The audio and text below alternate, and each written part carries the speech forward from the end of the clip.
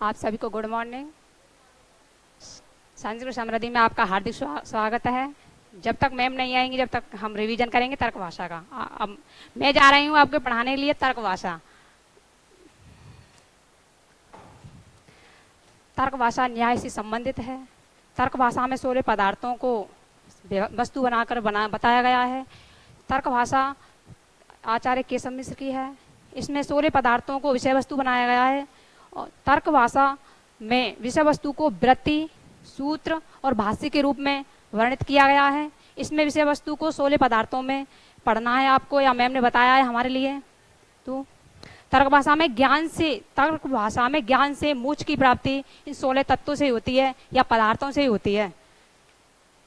जैसे तर्क भाषा में 3 प्रवृत्तियां बताई गई हैं। प्रयोजन, पहली तो प्रयोजन है, दूसरी अधिकारी है, तीसरी संबंध है। प्रयोजन, अधिकारी और संबंध, ये तीनों प्रवृत्तियां होती हैं तर्क भाषा में। तर्क भाषा में आचार्य केशव मिश्र ने 16 पदार्थों को बताया गया है। 16 पदार्थ इस प्रकार हैं: प्रमाण, प्रयोजन, संशय, प्रयोजन, दृष्टांत, सिद्धांत, अवयव, तर्क, वितर्क, जल्प, वितंडा, हेतुवाद, छल, जाति, निग्रह। और निग्रह को दूसरा रूप विग्रह भी है, इसको विग्रह भी कहते हैं। तो इस प्रकार 16 पदार्थों को जानते हैं। देखो, हम पढ़ने जा रहे हैं तर्क भाषा।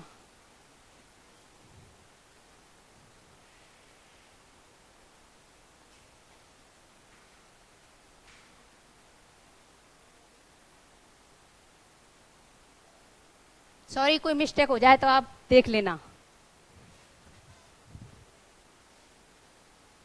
अरे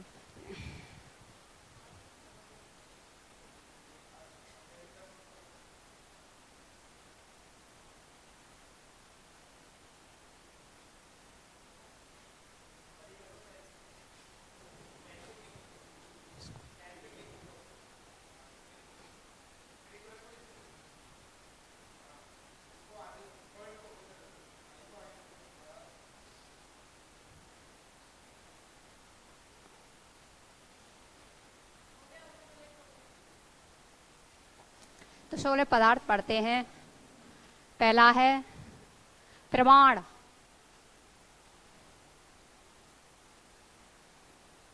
संशय, प्रमेय, दूसरा है प्रमेय।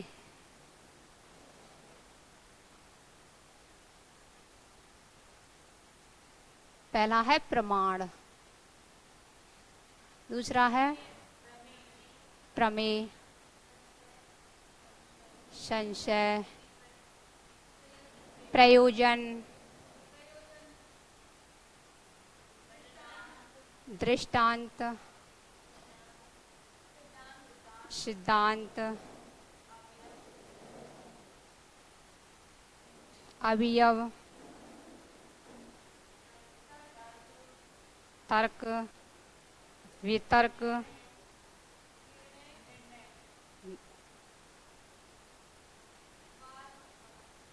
वाद,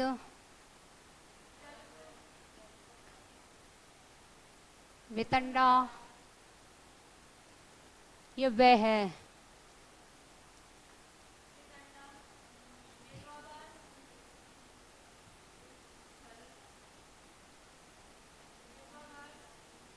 जल्प, छल, जाति। जल्प 2 बार लिख दिया, कहाँ पर है?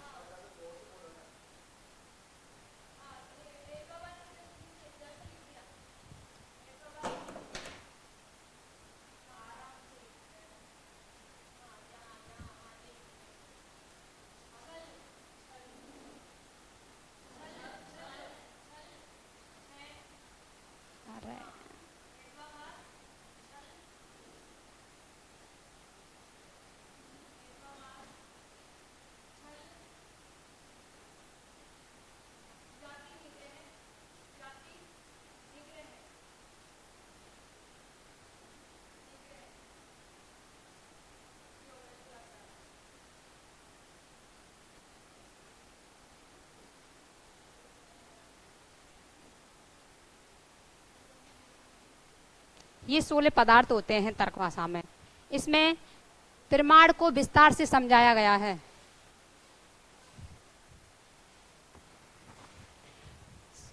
सोलह पदार्थों के स्थानों का तत्व ज्ञान ही निःश्रेष की प्राप्ति होती है। निःश्रेष मतलब कल्याण की प्राप्ति होती है। 16 पदार्थों से संबंधित संग्रह ही गौतम न्याय का एक प्रथम सूत्र माना जाता है। इसमें सूत्रों को समझने के लिए वृत्ति या प्रवृत्ति बताई गई हैं, जो 3 हैं: उद्देश्य, लक्षण और परीक्षा। तो न्याय दर्शन की वृत्तियां 3 प्रकार की होती हैं।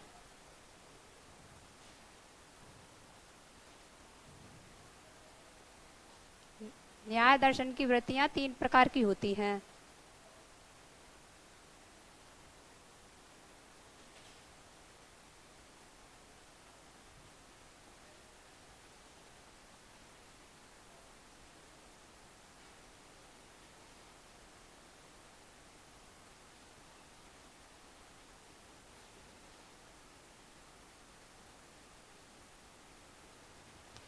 पहली है उद्देश्य,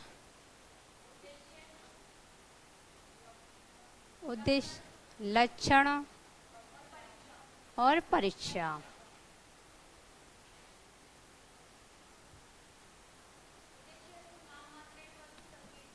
उद्देश्य का लक्षण होता है उद्देश्यस्तु नाम मात्रेण संकीर्तनम। उद्देश्यस्तु नाम मात्रेण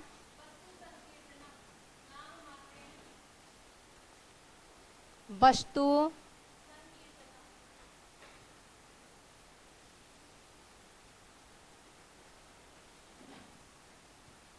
संकीर्तनम।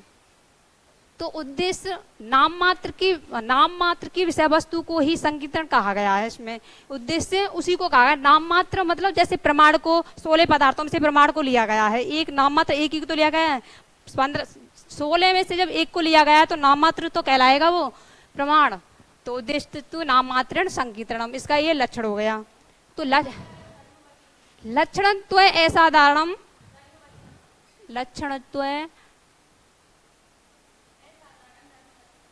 लक्षणत्वम असाधारण धर्मवचनम।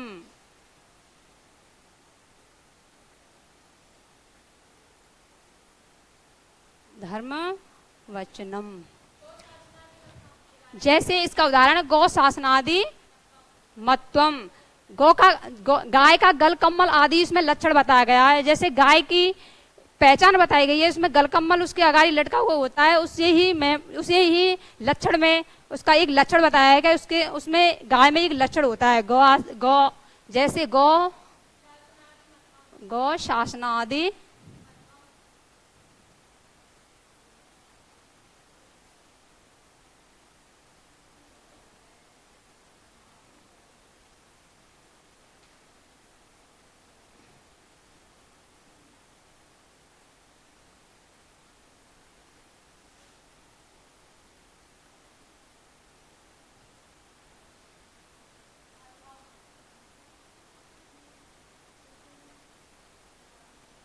इसमें गाय को उदाहरण लिया गया, गाय को एक लक्षण बताया, गौ आदि गल कम्मल है उसका वो लक्षण ही है। उसमें एक लक्षण बताया गया है कि ये गाय में ये लक्षण होता है गल कम्मल आदि।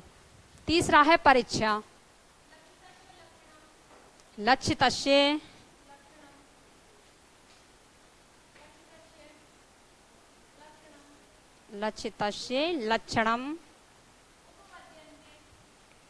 लक्षणम उपपद्यन्ते।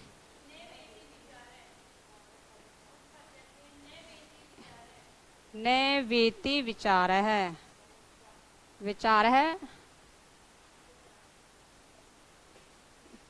परीक्षा। तो लक्षितस्य लक्षण उपेदते नैवेति विचार है परीक्षा। इसमें जिसका लक्षण उदाहरण दे रहे हैं उस पर वो लक्षित हो रहा है या नहीं हो रहा है, उसी को परीक्षा कहा गया है। जैसे अब गाय का उदाहरण ले लेते हैं, गौ शासनादि मत्वम। तो गाय के गल कम्मल आदि को उदाहरण बताएगा। जैसे उस पर गाय के लक्षण को बता रहा है, उसी प्रकार गाय पर वह लक्षित हो रहा है कि उसके गलकम्मल आदि है। तो इसी प्रकार परीक्षा में भी उस पर वही उदाहरण मान्य हो रहा है। तो न्याय दर्शन की वृत्तियां 3 प्रकार की हो चुकी हैं। तो आगे बढ़ते हैं। प्रमाण प्रमाण प्रमाण की परिभाषा लेते हैं, प्रमाकरणम प्रमाणम। तो इसमें 16 पदार्थों में से ये पहला प्रमाण लिया गया है, प्रमाण। प्रमाण को प्रमाकरणम प्रमाणम।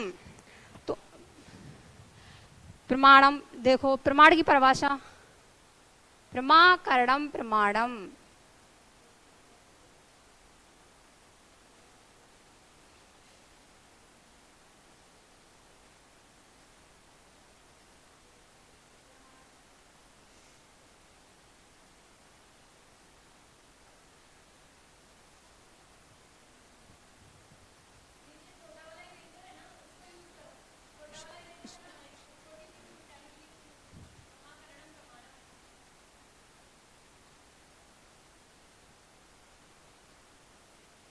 प्रमाकरणम प्रमाणम, इसमें इसको प्रमा को कैसे समझा गया है?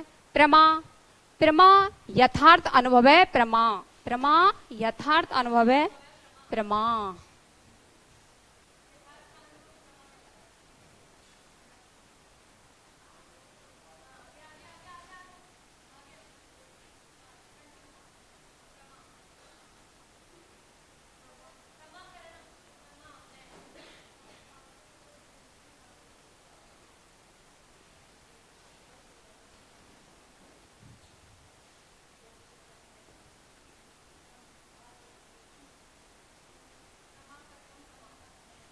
तो इसमें प्रमाण प्रमा को समझते हैं।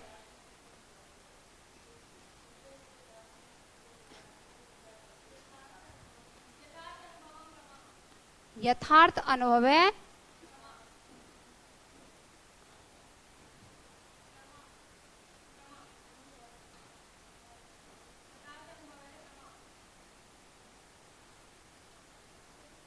यथार्थ के अनुभव को ही प्रमा कहा गया है। जैसे यथार्थ, यथार्थ 2 प्रकार की होती है, अनुभव और स्मृति। यथार्थ को 2 प्रकार, यथार्थ 2 प्रकार का होता है। यथार्थ मतलब ज्ञान, ये यथार्थ मतलब ज्ञान, यथार्थ का ज्ञान। तो पहला है अनुभव,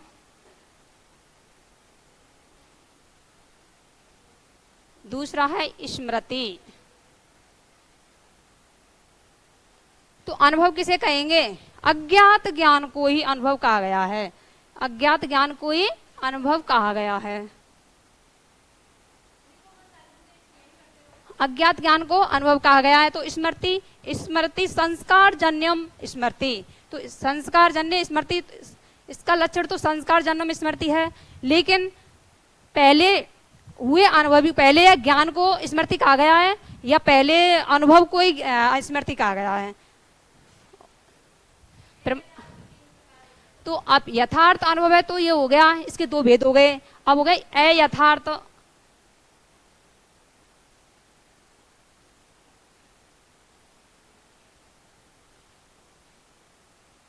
अयथार्थ अनुभवम। अयथार्थ मतलब अज्ञान, अयथार्थ का मतलब मीन्स होता है अज्ञान।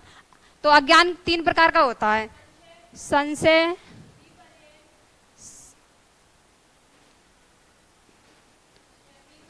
विपर्य और तर्क। तो संशय, संशय का लक्षण होता है एकस्मिन,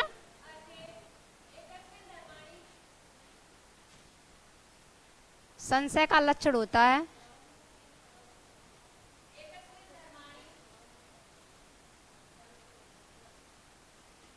एकस्मिन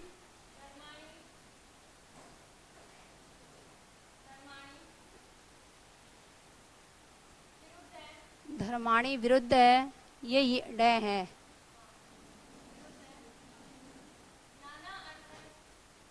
नाना अर्थे,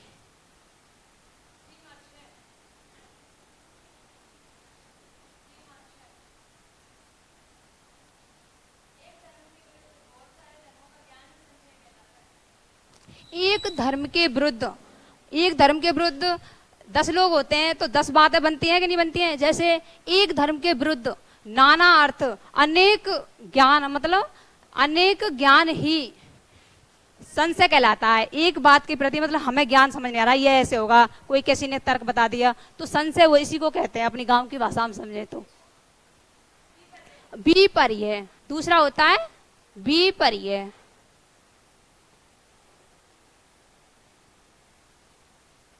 विपर्य अत अस्मिन् तद्ग्रह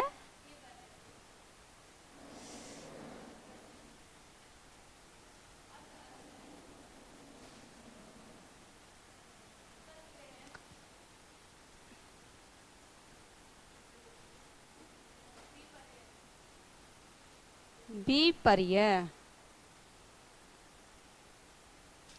अतस्मिन् तद्ग्रह विपर्य। विपर्य का अर्थ होता है भ्रम। भ्रम जैसे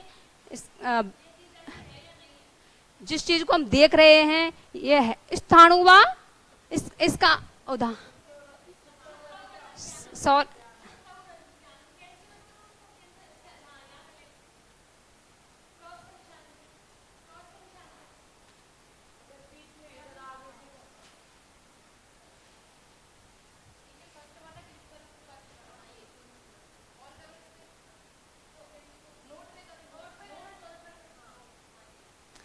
तो तीसरा यथा सुक्तौ रजत ज्ञानम।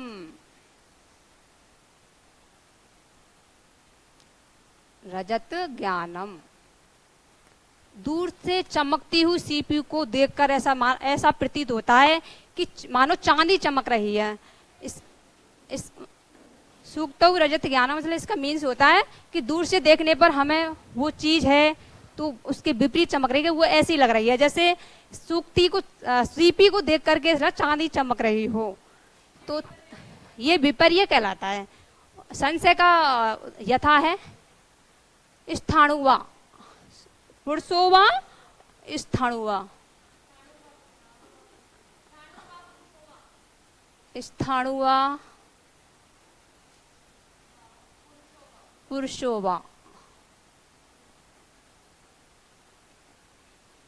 स्थाणुवा पुरुषोवा, ये मानो ये पेड़ है, सूखा वृक्ष है, उसको दूर से देखने पर ऐसे मानो प्रतीत होता है ये पुरुष खड़ा है या कोई है, ये पुरुष है या और कोई है, मतलब इसका मीन ये संशय होता है। विपर्य सुक्तौ रजत ज्ञानम, ये दूर से चमकने पर मतलब चांदी का ज्ञान होना। तीसरा तर्क, तर्को अनिष्ट है संग्रह।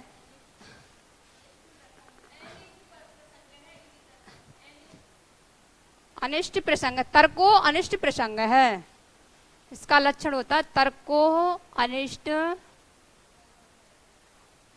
अनिष्ट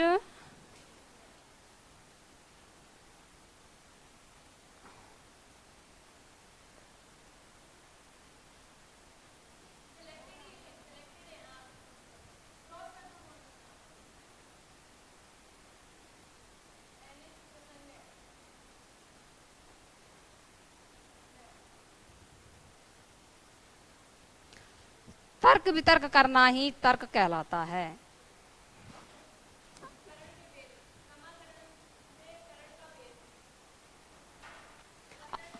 अब लेते करण।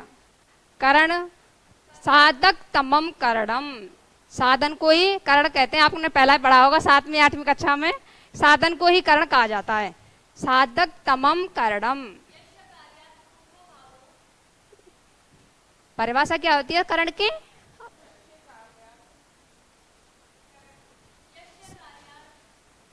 साधक तमम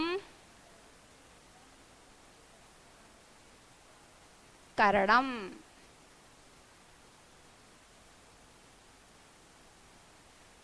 साधन को ही करण कहा गया है। आगे चलते हैं। कारण की परिभाषा, यस्य कार्यात्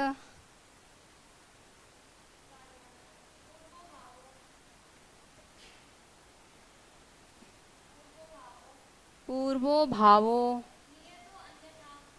नियतो अन्यथा असिद्ध तत्कारणम।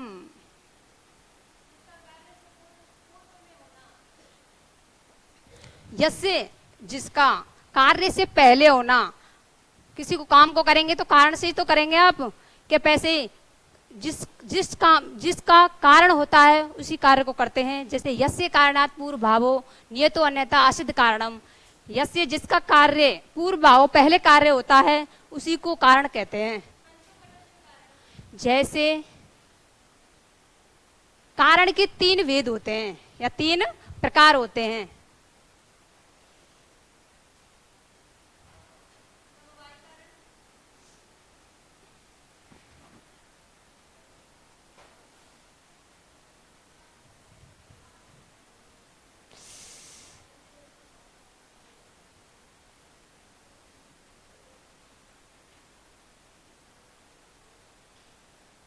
पहला है समवायी कारण,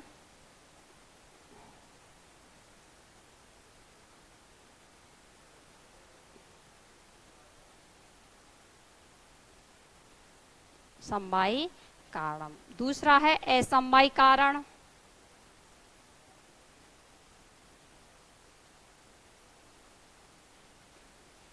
तीसरा है निमित्त कारण।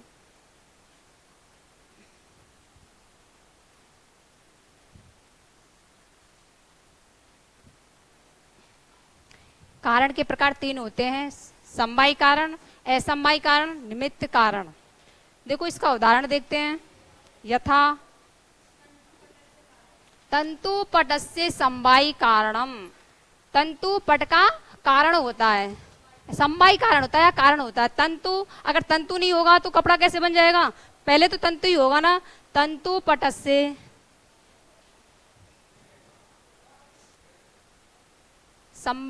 तंतु, यथा ये उदाहरण है समवायीकरण का। तंतु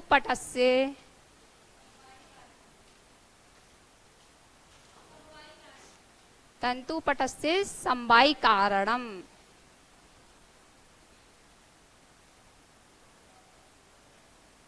तंतु किसका कारण होता है? समवायी का। तंतु नहीं होगा तो कपड़ा नहीं होगा, तो तंतुपटस्य समवायी कारणम। तो तंतुपट का समवायी कारण है। और दूसरा वाला लेते हैं, असमवायी कारण।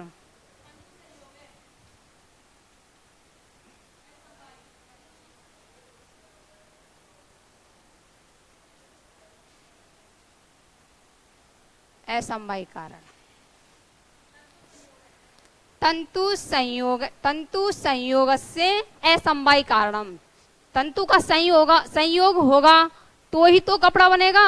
तो तंतु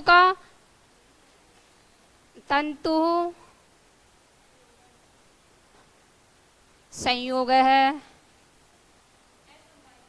असमवायी कारण।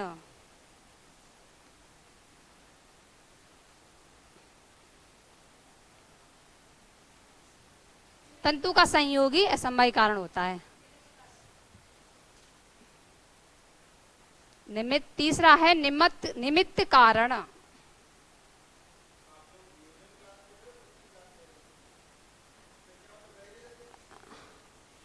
निमित्त कारण तीसरा होता है निमित्त कारण।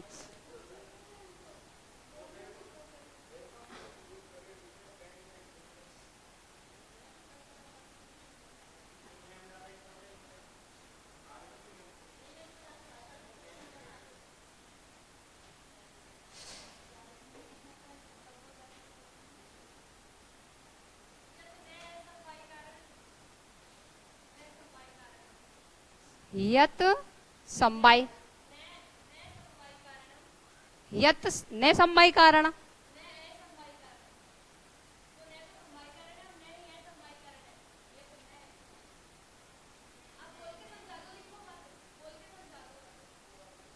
यत न तो समवायी कारण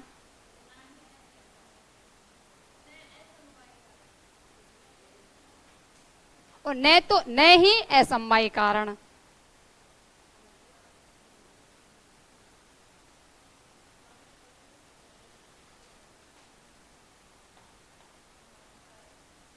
ना तो समवायी कारण होता है और ना ही असमवायी कारण होता है, वही उसे ही निमित्त कारण कहा जाता है। जैसे टूरी बेमा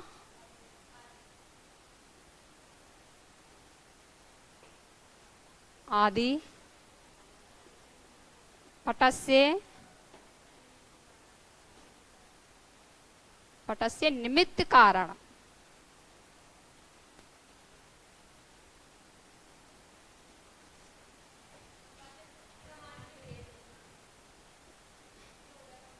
तूरी वेम आदि पटस्य निमित्त कारण ये होता है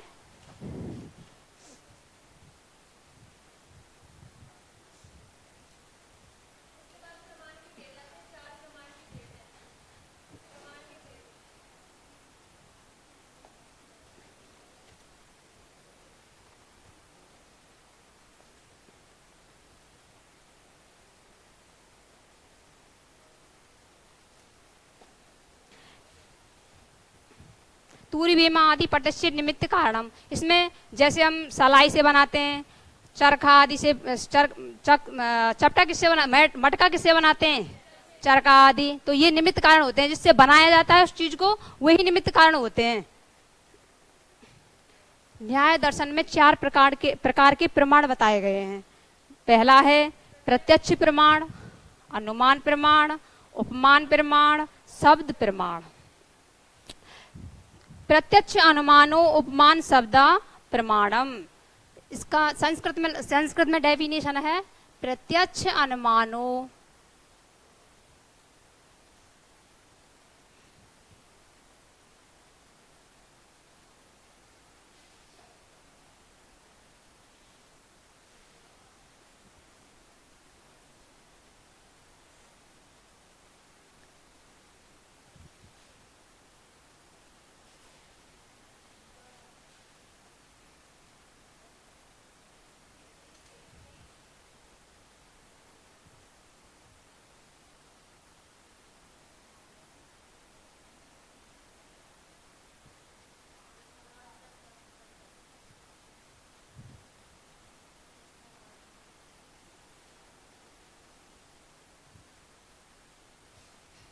प्रत्यक्ष अनुमानो उपमान शब्दा।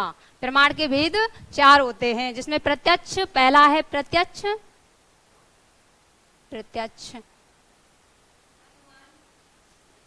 प्रमाण, दूसरा है अनुमान,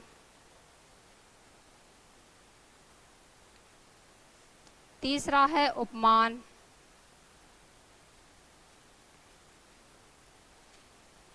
उपमान प्रमाण, चौथा है शब्द प्रमाण।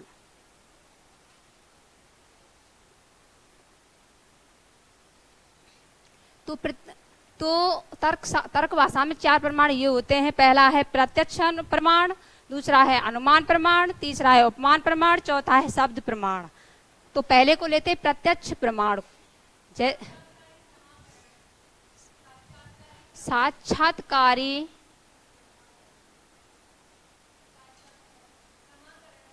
प्रमाकरणम प्रत्यक्षम।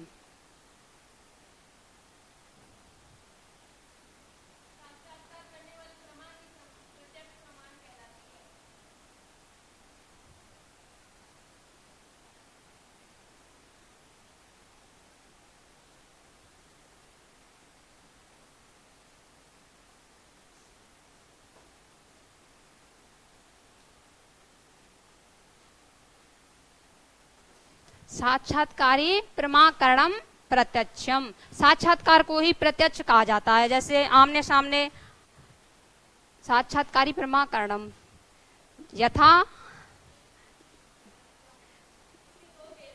इस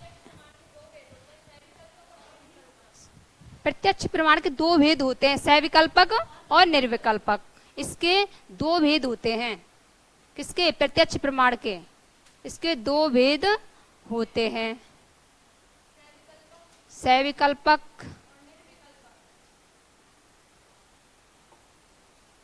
पहला तो सविकल्पक, दूसरा है निर्विकल्पक।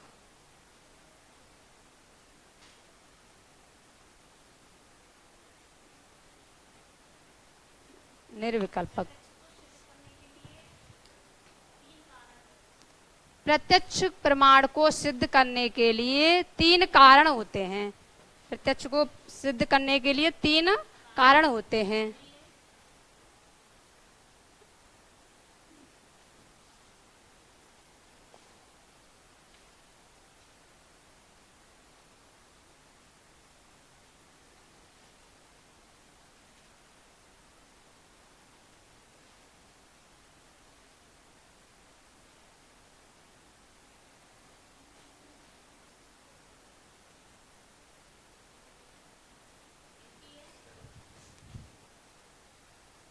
पहला इंद्रिय। प्रत्यक्ष को समझने के लिए एक सारणी बनाते हैं।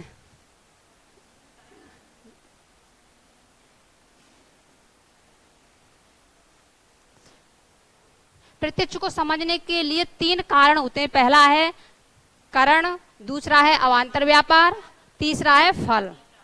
तो पहले में कारण, दूसरा है अवांतर व्यापार,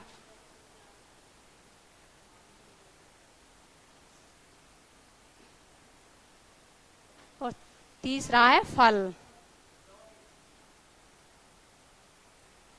तीसरा है फल। तो यदि करण इंद्रिय होगा, यदि करण इंद्रियार्थ होगा, इंद्रिय होगा, तो अवांतर व्यापार से इंद्रिय सन्निकर्ष होगा। अवांतर व्यापार क्या होगा? इंद्रिय सन्निकर्ष।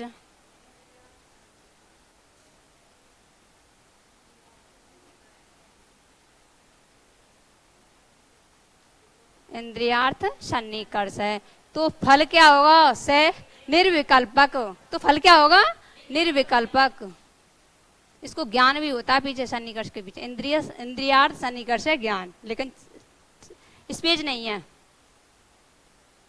निर्विकल्पक।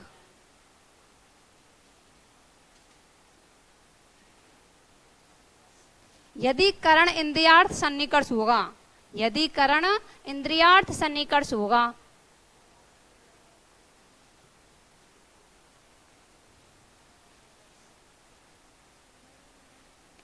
इंद्रियार्थ सन्निकर्ष होगा, तो अवांतर व्यापार सबसे निर्विकल्पक होगा।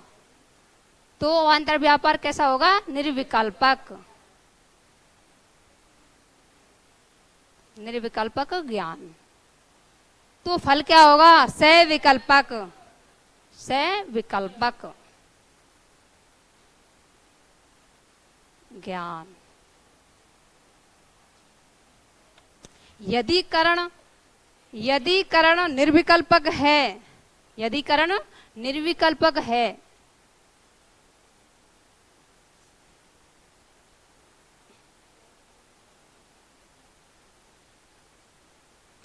तो अवांतर व्यापार क्या होगा? सविकल्पक।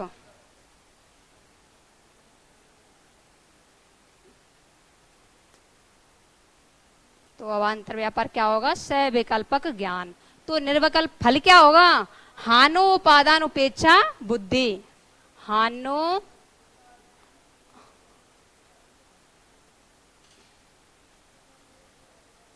उपेक्षा बुद्धि।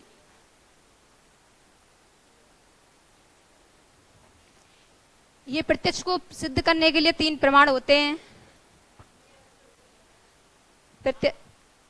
प्रत्यक्ष को सिद्ध करने के लिए तीन प्रमाण हो गए। उपयुक्त तालिका से ये ज्ञान होता है कि प्रत्यक्ष प्रमाण के तीन प्रत्यक्ष और होते हैं। जैसे अवस्था कौन सी होती है? मतलब इस उपयुक्त तालिका से ये ज्ञान होता है कि इसकी तीन अवस्था होती हैं।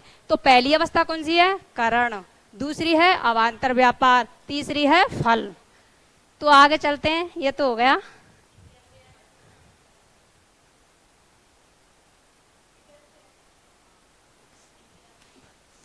षड इंद्रिय। कितनी इंद्रिय होती है?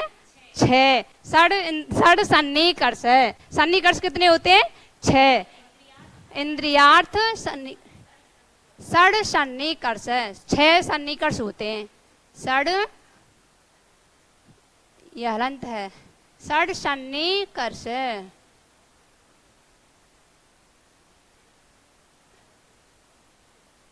सन्निकर्ष कितने होते हैं? 6।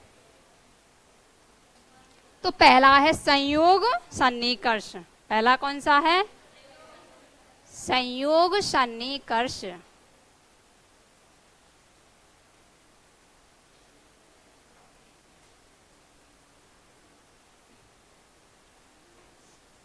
दूसरा है संयुक्त समवाय सन्निकर्ष। संयुक्त समवाय सन्निकर्ष।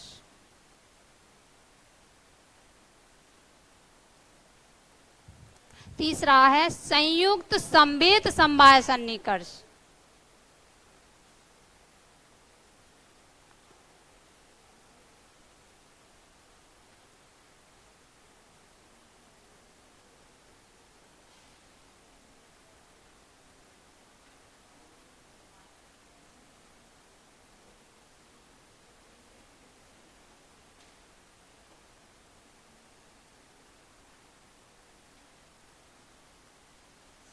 चौथा है समवाय सन्निकर्ष।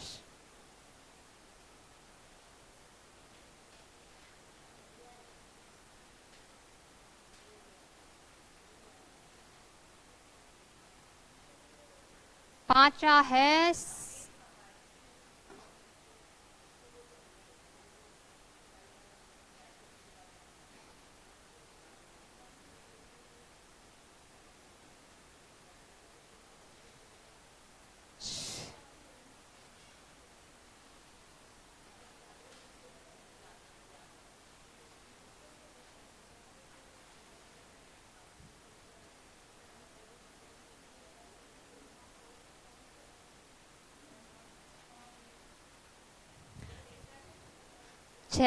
सिक्स है विशेषण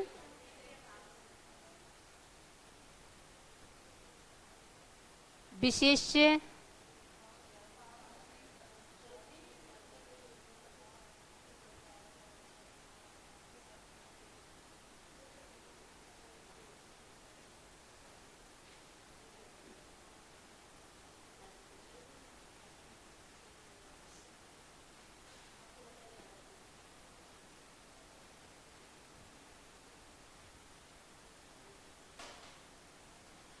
ये होते हैं 6 सन्निकर्ष। अब इनको हम डिटेल से पढ़ते हैं। पहला है संयोग सन्निकर्ष। देखो, यदि इंद्रिय चक्षु है, यदि इंद्रिय चक्षु है तो अर्थ क्या होगा? घट। यदि इंद्रिय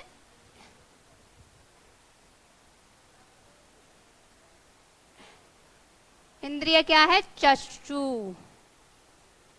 इंद्रिय चक्षु है तो अर्थ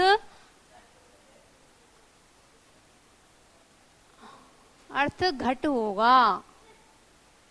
तो सन्निकर्ष क्या होगा? संयोग सन्निकर्ष।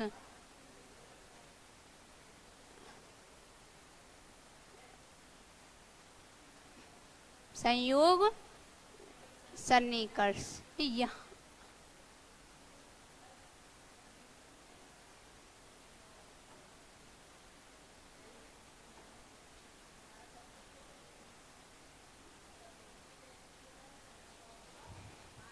दूसरा है संयुक्त समवाय सन्निकर्ष। इंद्रिय, इसका भी इंद्रिय चक्षु है, इसका अर्थ भी घट रूप है। इसका अर्थ घट रूप है। तो सन्निकर्ष क्या होगा? संयुक्त समवाय सन्निकर्ष। संयुक्त समवाय सन्निकर्ष।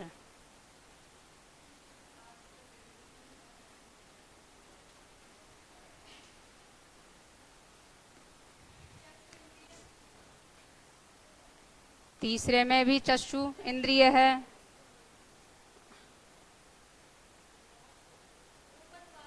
और अर्थ रूपत्व आदि।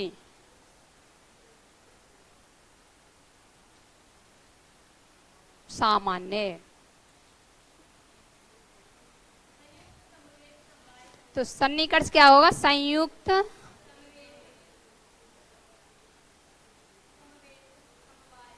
संवेत, समवाय।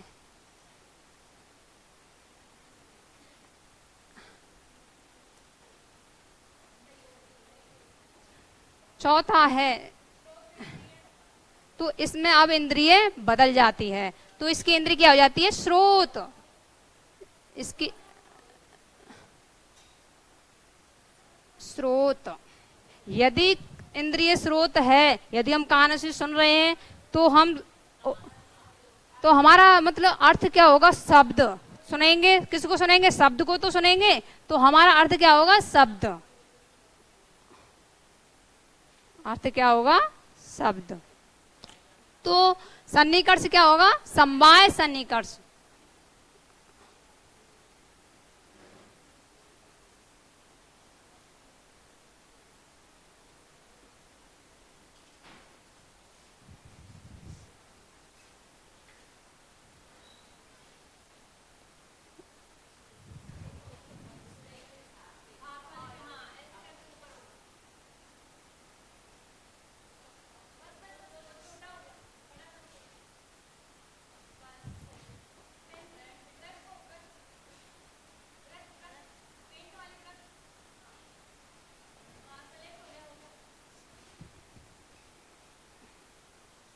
अब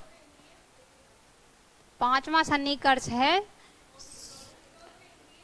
इंद्रिय स्रोत है, तो अर्थ क्या होगा? शब्द रूप, शब्दत्व है। हाँ सॉरी, शब्दत्व है।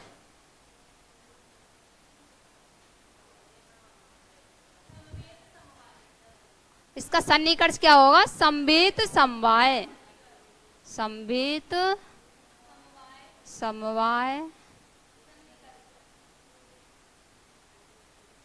सन्निकर्ष है।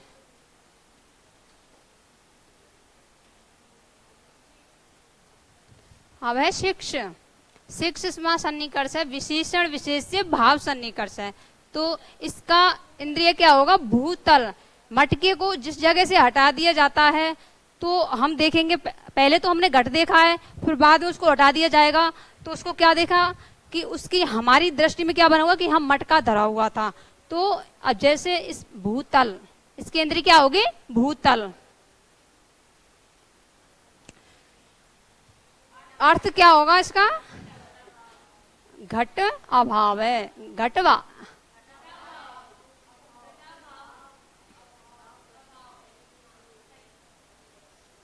इसका अर्थ हो घट अभाव। तो सन्निकर्ष क्या होगा? विशेषण विशेष्य भाव सन्निकर्ष है। विशेषण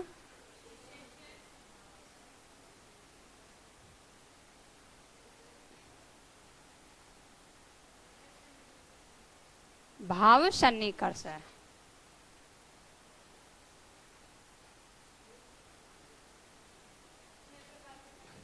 ये 6 प्रकार के सन्निकर्ष होते हैं।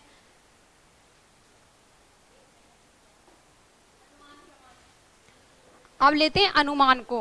अनुमान लिंग परामर्शो अनुमानम। लिंग अग्नि का क्या होता है? धुआं अग्नि का लिंग होता है। धूमे अग्नि लिंगम, जैसे धूमे अग्नि लिंगम। अब लेते हैं अनुमान प्रमाण को।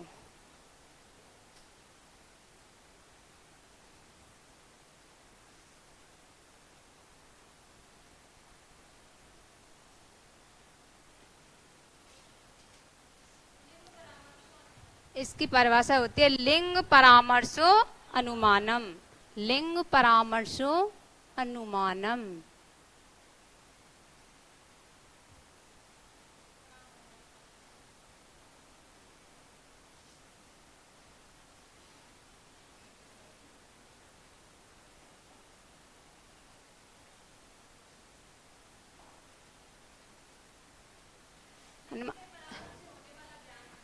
लिंग के परामर्श से होने वाला ज्ञान अनुमान प्रमाण कहलाता है। लिंग के परामर्श से होने वाला ज्ञान अनुमान प्रमाण कहलाता है। लिंग परामर्श को अनुमिति भी, लिंग परामर्श को अनुमिति भी कहा जाता है।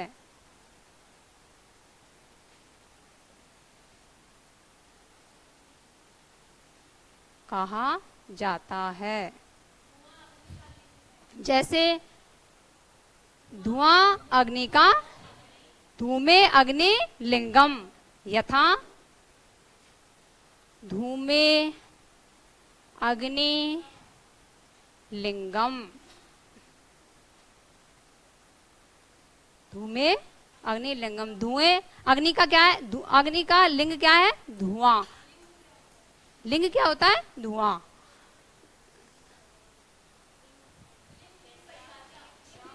लिंग लिंगी, लिंग की परिभाषा।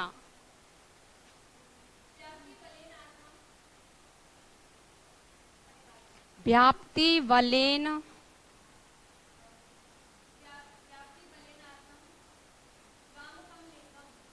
अर्थम गामकम लिंगम।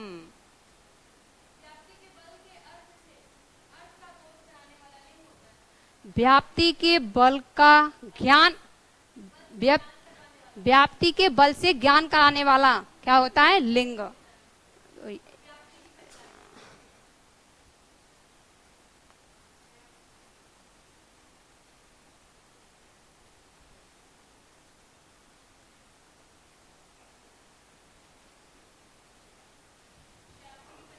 व्याप्ति की ये परिभाषा है। तो व्याप्त किसमें व्याप्त है? धुएं। अग्नि में क्या व्याप्त है? धुआं। यत्र यत्र धूमस्त्र तत्र तत्र अग्नि। यथा यत्र यतस्त्र यत्र यत्र धूमस्त्र।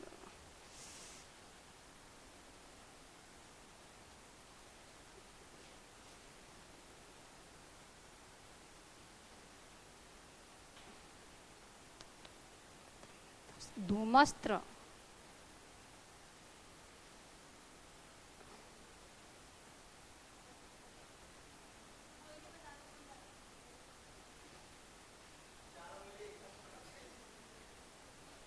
भैया ध्यान नहीं रहता है।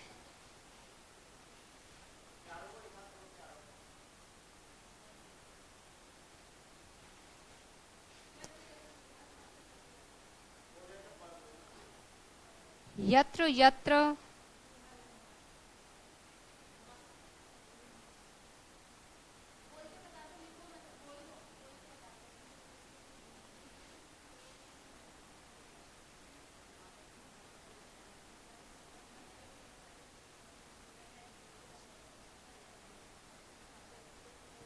यत्र यत्र धूमस्त्र तत्र तत्र तत्र तत्र वहनी। तत्र तत्र वहनी, जहां जहां धुआं है वहां वहां अग्नि है।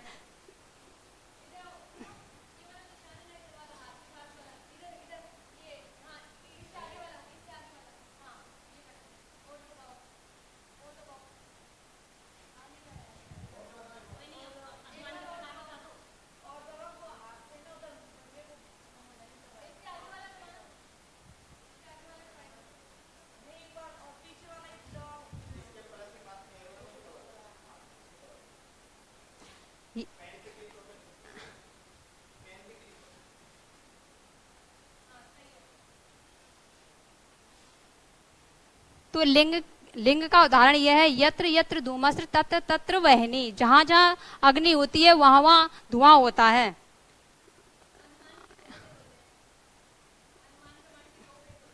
अब अनुमान, अनुमान के दो भेद होते हैं। अनुमान के दो भेद होते हैं।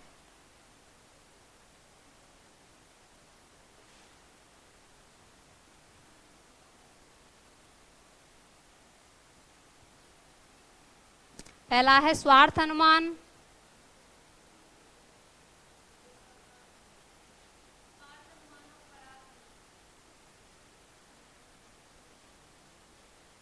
दूसरा है परार्थ अनुमान।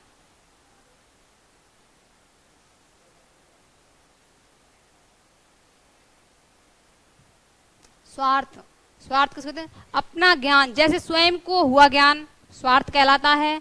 परार्थ दूसरे के द्वारा किया हुआ ज्ञान वो परार्थ कहलाता है। स्वार्थ, स्वार्थ है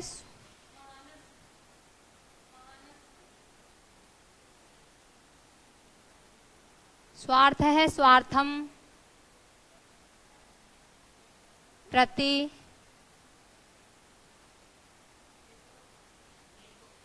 हेतु, अपना ज्ञान ही स्वार्थ कहलाता है, जैसे स्वयं को हुआ ज्ञान। परार्थ अनुमान, दूसरे के द्वारा हुआ अनुभव या ज्ञान, वही परार्थ अनुमान कहलाता है। परार्थ अनुमान के 5 अवयव होते हैं। पहला है प्रतिज्ञा। परार्थ अनुमान के 5 अवयव होते हैं।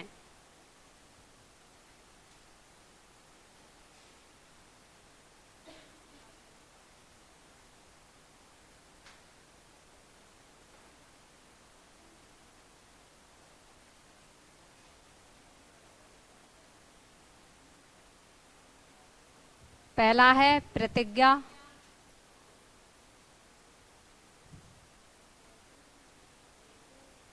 दूसरा है हेतु, तीसरा है उदाहरण, चौथा है उपनय, पांचवा है निगमन, निगमन। प्रतिज्ञा को लेते हैं प्रतिज्ञा को लेते हैं पर्वतो बहनी बाने, पर्वतो बहनी माने, जहां पर्वत, ये है पर्वत अग्नि वाला है। ये कैसा पर्वत है? अग्नि वाला है। जैसे पहले प्रतिज्ञा का उदाहरण, पर्वतो अयम वहनी माने, पर्वतो अयम वहनी माने।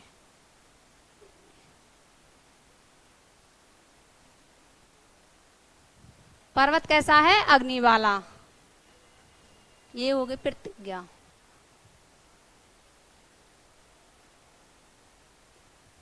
दूसरा है हेतु, धूमत्वाद हेतु,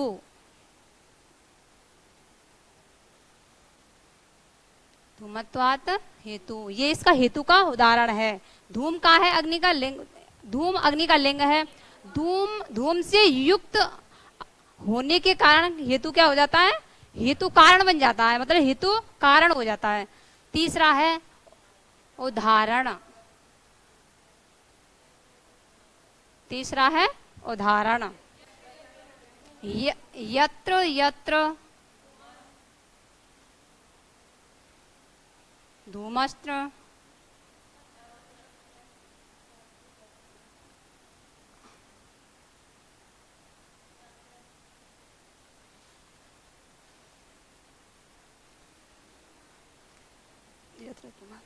तत्र तत्र बहनी,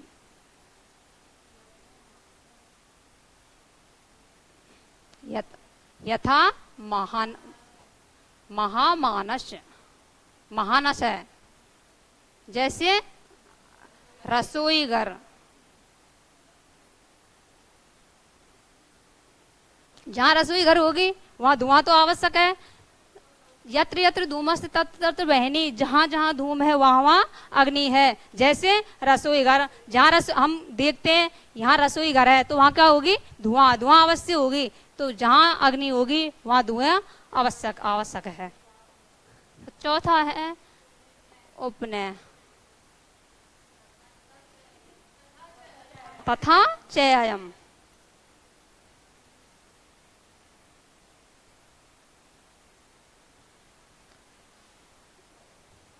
उपनय तथा च,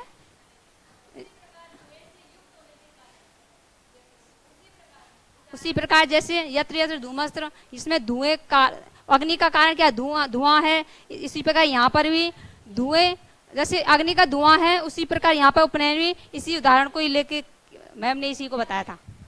सिद्ध, जैसे आपको बताया जाता है कि ये पर्वत धूम से युक्त है।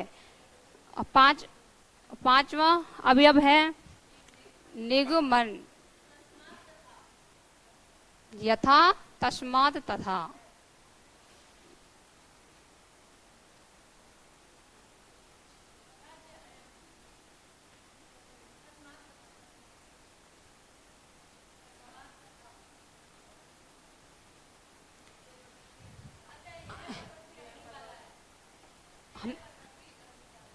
यह पर्वत भी अग्नि वाला है, जैसे अग्नि से सिद्ध कर दिया यह पर्वत भी अग्नि वाला है।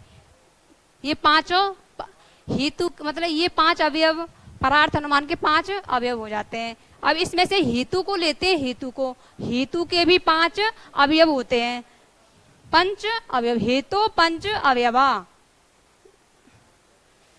तो हेतु के भी पांच अवयव होते हैं।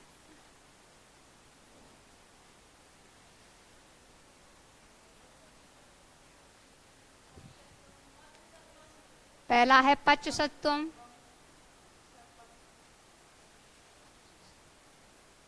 दूसरा है सपच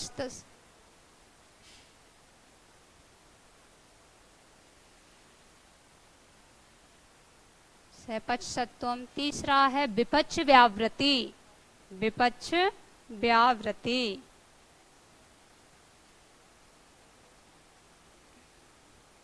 विपक्ष व्यावृत्ति, चौथा है अबाधित विषय, अबाधित विषय, पांचवा है असत प्रतिपक्ष, असत प्रतिपक्ष,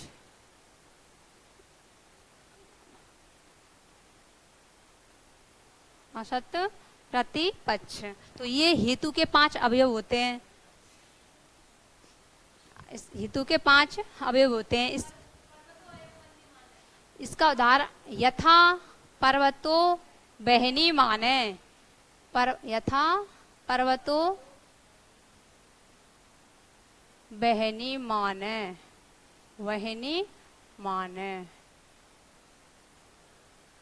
सपच सत्व को लेते हैं, पर्वतो बहनी माने धूमत्वात्। इसका उदाहरण है पर्वतो बहनी माने, ये इसमें है न, बहनी माने है धूमत्वात्, यह पर्वत भी धुएं वाला है। ये सपच हो गया। ये पर्वत ये कैसे होगा, इस यहाँ तो ये कह दिया पर्वत अग्निवान है, ये पर्वत अग्नि वाला है, यहाँ पर इसको सिद्ध करके कह दिया हाँ ये पर्वत धुएं वाला है। विपक्ष महाद्रदादि, यदि किसी कोई आपसे ये कहे कि ये सागर अग्नि वाला है तो आप मान लोगे नहीं, तो यथा महाद्रादि।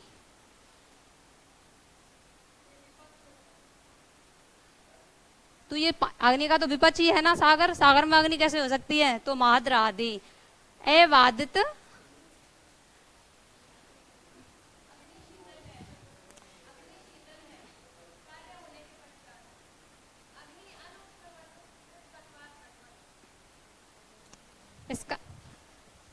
इसका उदाहरण है अग्नि अनुश्रवत कृतकत्वात् घटवत, अग्नि अनुष्ण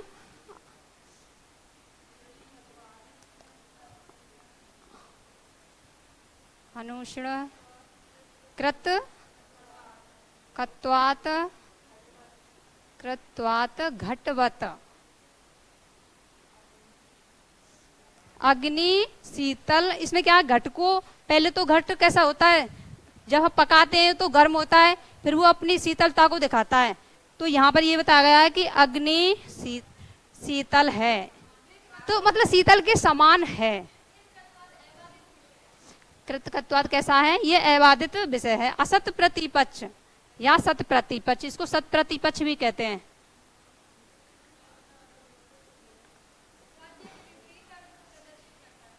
ये साध्य के विपरीत अर्थ को, साध्य के विपरीत अर्थ को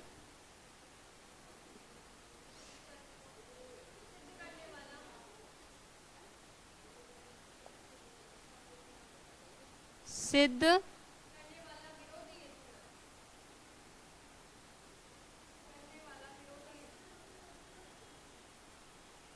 विरोधी है। ये असत प्रतिपक्ष हुआ। ये